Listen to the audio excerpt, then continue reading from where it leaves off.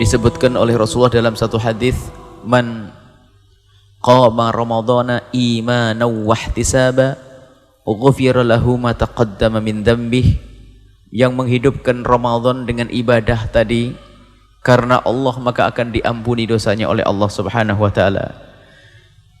Kemudian di bulan Ramadan ada satu amalan wajib, yaitu puasa, yang ya ayyuhalladzina amanu kutiba alaikumusyamu kama kutiba alal ladzina min qablikum la'allakum tattaqun. Allah memberitahu kepada kita dan menyeru khusus kita, hai orang-orang yang beriman, telah diwajibkan kepada kalian semua berpuasa seperti Allah telah wajibkan untuk umat terdahulu. Umat terdahulu ada kewajiban berpuasa, akan tapi kekhususan puasa di bulan Ramadan adalah hanya untuk umat Nabi Muhammad SAW.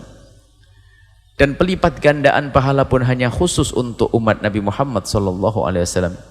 Dan adanya Lailatul Qadar hanya untuk umat Nabi Muhammad SAW. Umat Nabi Muhammad umurnya pendek.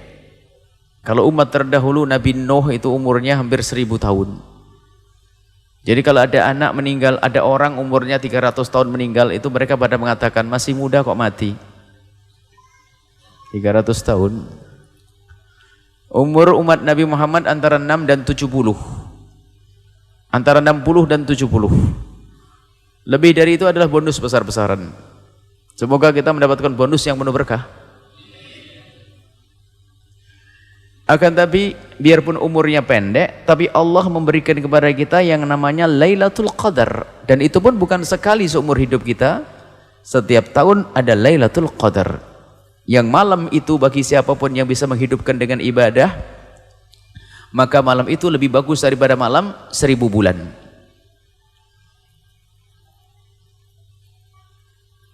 Lebih bagus dari 1000 bulan. Dihitung 1000 bulan. Itu lebih daripada umur kita. Bahkan nanti kalau dijumlah dari umur tahun ke tahun melebihi daripada umur Nabi terdahulu. Itulah umat baginda Nabi Muhammad SAW, umurnya pendek akan tapi mudah untuk mendapatkan pahala. Dan kalau dipikir ujiannya enteng. Sebab di dunia ini ujian, sebab Anda di ujian, ujiannya banyak, panjang atau pendek pengennya? Di kelasnya. Kalau dunia langsung ketahui paham. Nanti kalau pendek cepat mati gitu ya. Kalau kita masuk kelas ujiannya pengennya jangan lama-lama deh, dites, diinterogasi atau diuji, pengennya cepat. Karena ujian tuh gak enak. Deg-degan ditanya ini itu. Dan ujian di dunia itu ujian semua. Yang katanya enak pun ternyata juga bikin deg-degan juga. Gak punya suami, pengen suami, susah. Giliran punya suami, kadang susah katanya. Nggak punya anak susah, punya anak sakit susah. Susah. Dunia susah. Nggak punya duit bingung. Pak punya duit bingung belanja apa? Bingung, saya manusia. Kalau sudah di surga sudah enak betul. Terlintas di hati sudah dikasih oleh Allah Subhanahu wa taala. Baik, ini dunia ujian. Dan untuk umat Nabi Muhammad ujiannya pendek. Tapi ujian yang pendek ini akan diberi oleh Allah imbalan yang besar di hadapan Allah Subhanahu wa taala. Dengan ujian yang pendek, tapi kualitasnya melebihi daripada umat terdahulu. Di antaranya kita diberi bulan Ramadan, bulan dilipat gandakan pahala, dan di bulan Ramadan ada lagi nanti Lailatul Qadar yang disembunyikan oleh Allah. Disembunyikan pun di tempat-tempat yang penuh dengan keberuntungan. Jadi ibaratnya begini, ada 30 kolam ikan. 30 kolam ikan. Ada 30 kolam ikan. Cuman ada salah satu kolam ikan ini, kolam ikan yang kepalanya emas. Nah, anggap saja ini, kalau saya buat contoh dunia dulu. Kepalanya emas. Cuman di setiap kolam ikan itu ikannya banyak, ada udang segala macam. Jadi kita pun nyiduk biarpun tidak kena ikan emasnya, ikan kepala emas, tapi dapat ikan yang lainnya. Kan itu. Artinya misalnya kita menghidupkan malam Ramadan yang pertama, biarpun malam itu belum Lailatul Qadar, tapi pahalanya tetap berlipat ganda.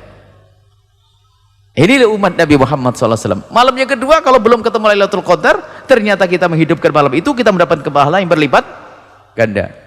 Dan sengaja disembunyikan. Kalau urusan dunia kita senang. Yang penting 30 kolam itu milikku, terserah disembunyikan di mana, yang penting panen terus, kan gitu. Mestinya kita, yang penting aku akan panen setiap malam. Tidak tahu Lailatul Qadarnya di malam yang mana, saya nggak tahu. Kalau kita paham urusan duit, mestinya kita lebih paham urusan ini. Kalau urusan kolam, ada 30 kolam, saya dapat, sudah panen terus, ada berapa puluh juta, baru ada kepala emasnya, ini lebih gede lagi. Cuman kepala emasnya disembunyikan. Lailatul Qadar disembunyikan oleh Allah di antara 1 bulan itu. Dan alhamdulillah disembunyikan oleh Allah. Supaya kita tidak terlena. Dan agar hidup ini tetap enak.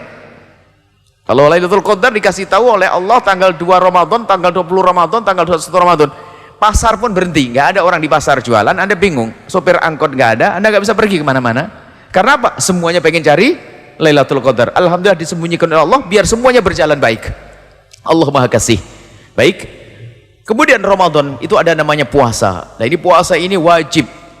Man shoma Ramadanan, man shoma Ramadana imanan wahtisaban, ghufira lahu ma taqaddama min dhanbi.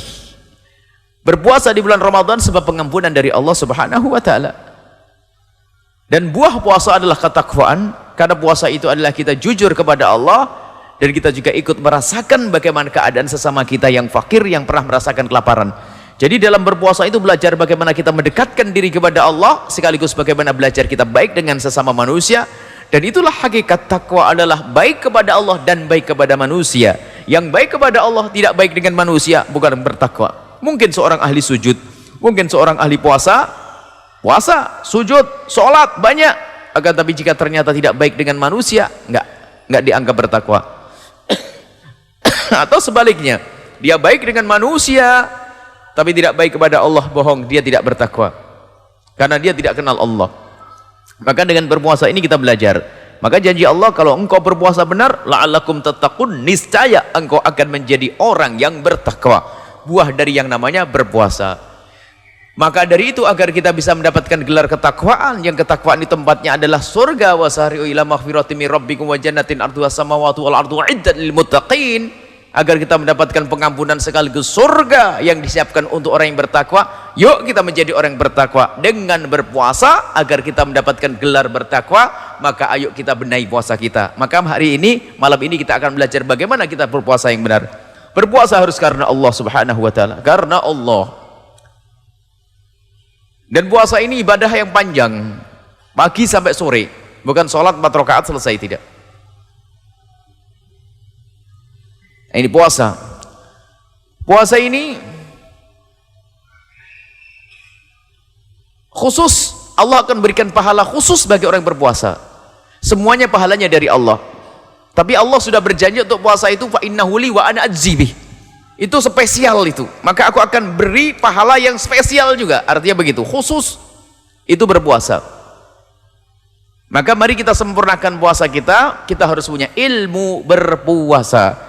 Malam ini kita akan belajar singkat bagaimana kita berpuasa yang benar. Yang pertama adalah niat. Setelah kita mendengar berita bahwasanya malam Id besok adalah Ramadan, maka kita sudah boleh niat mulai dari tadi maghrib. Jadi mulai kapan niat untuk esok hari itu boleh? Mulai waktu maghrib tiba, itu boleh niat kita esok hari. Jangan nunggu waktu isya. Artinya tidak harus nunggu waktu isya, nunggu setelah tarawih, tidak. Jadi niat puasa itu mulainya adalah kapan kita mendengar kentong atau suara azan, berarti kita sudah masuk hari berikutnya, sudah boleh kita berpuasa niat untuk esok hari. Niat puasa esok hari. Cuman umumnya kita kalau niat kapan? Setelah tarawih. Ya boleh saja. Sampai kapan? Yang penting mulai terbitnya matahari, kita sudah mulai boleh niat untuk esok hari sampai terbitnya fajar. Kalau sudah fajar terbit, nggak boleh lagi niat. Nggak ada niat lagi kalau sudah masuk waktu subuh. Jadi waktu niat kita terbentang sepanjang malam itu. Dan kita wajib menginapkan malam, menginapkan niat.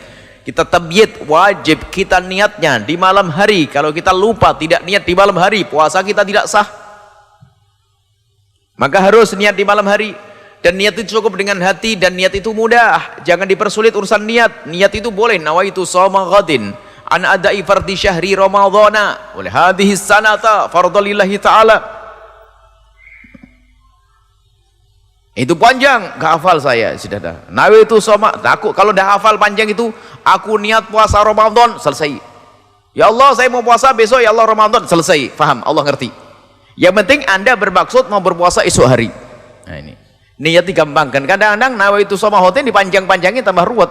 Kadang-kadang isim ghairu musorenya Ramadana, Ramadani, Ramadan. Ini begitu. Nah, ini Ramadan tetap sah kok. Jadi jangan dipersulit untuk orang. Nawaitu shoma, kalau ada belajar niat yang benar yang lebih sempurna, bolehlah. Nawaitu shoma ghadin an ada'i fardhi syahri ramadhani hadhihi sanati. Kok jadi tibu ya? Itu bahasanya orang nahwu udah bingung. Ramadhani hadhihi sanati fardhulillahi taala. Nah, ini jadi niat yang panjang boleh, sempurna ini. Niat yang panjang sempurna boleh, tapi yang penting itu paling pentingnya niat tuh apa? Aku niat puasa Ramadan, selesai. Sebab ada sebagian orang yang susah menghafal, apalagi ini ibadah tahunan. Kalau sholat kan sehari 5 kali, jadi mudah menghafalnya. Tapi kalau puasa kadang-kadang sudah nggak puasa sudah lupa. Jadi sekarang sudah itu mulai hafal niat, nggak hafal kertasnya ketinggalan, bisa nggak puasa nanti. Jadi dimudahkan saja urusan niat. Aku niat puasa esok hari, selesai. Baik. Dan harus di malam harinya, mulai dari terbenamnya matahari sampai sebelum fajar terbit, sebelum waktu subuh. Baik, setiap malam satu menurut madhab kita Imam Asy-Syafi'i radhiyallahu ta'ala anhu. Cuman nanti untuk kemudahan, mohon nanti kita niat mengikuti madhabnya Imam Malik. Kalau niat itu diborong saja, karena madhab Imam Malik karena satu Ramadan dianggap satu paket. Jadi boleh kita niat di malam yang pertama puasa itu, ya Allah aku mau niat puasa penuh sebulan di bulan Ramadan, gitu. Allah sudah paham dan ngerti.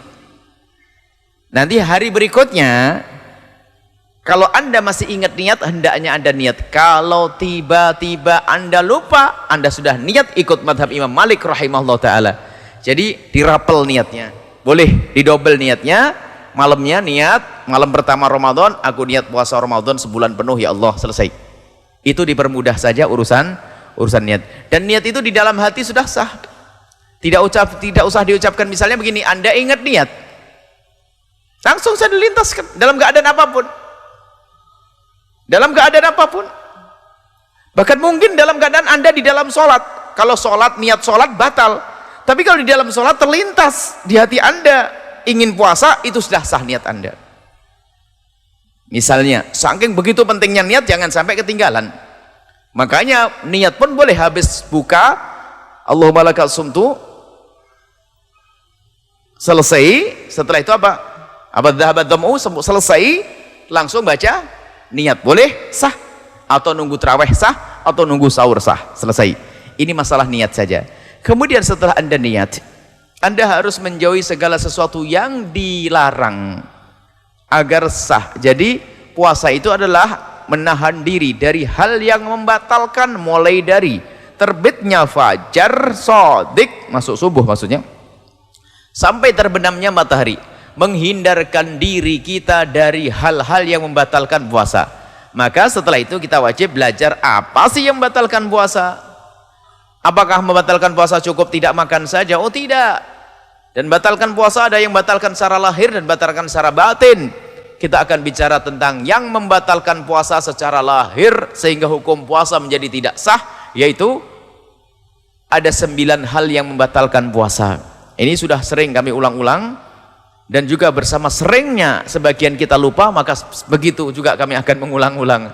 Jadi yang membatalkan puasa itu ada 9, saudara. Pokoknya dihafal 9, selebihnya jangan dipikirin. Ada buku kecil ini bisa dicari nanti. Puasa praktis, 9 hal yang membatalkan puasa dan 9 orang yang boleh berbuka puasa. Ini praktis ringan. Ini bisa diajarkan di musola-musola ringan, sedikit demi sedikit. Ini bisa 3 hari 4 hari khatam sehingga orang punya bekal berpuasa yang benar.